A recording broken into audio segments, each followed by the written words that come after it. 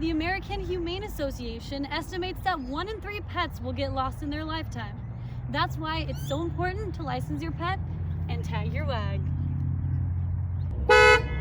66% of all traffic fatalities are caused by aggressive driving. Police are asking people to stay safe on the road by slowing down and calming down.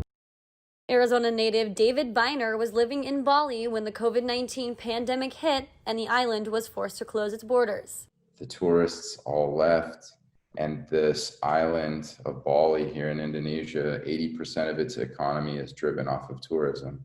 And so everything immediately changed. With many families out of work, Biner decided to promote a GoFundMe campaign on social media. The goal was to purchase food for those affected, offering a drone image he took of the island in exchange for donations.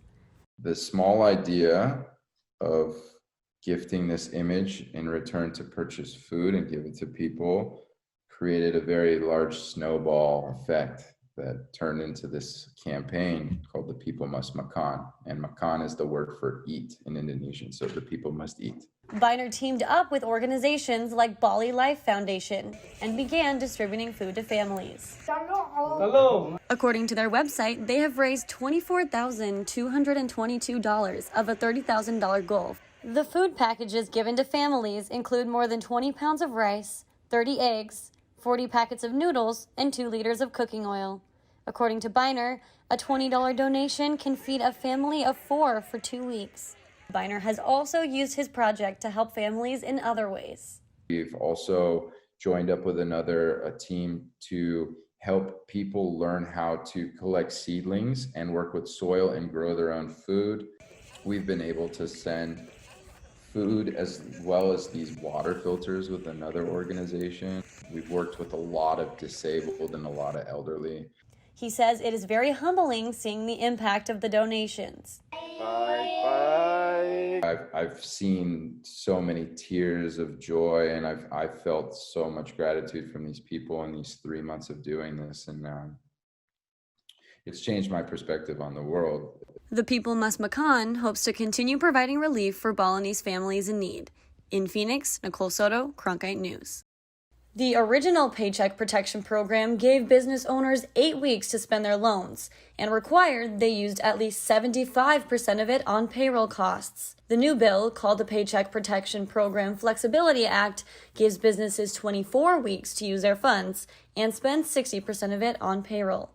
These modifications have given businesses more flexibility on how to spend their money. Local business owner Brad Moore, who runs Short Leash Hot Dogs with his wife Kat Moore, says they used PPP funds for basic necessities. We had to use it for basically those hard costs as far as rent, utilities, cable, security, maintenance, insurance, things like that. Many were dissatisfied with the original payment program and say the new rules are a step in the right direction.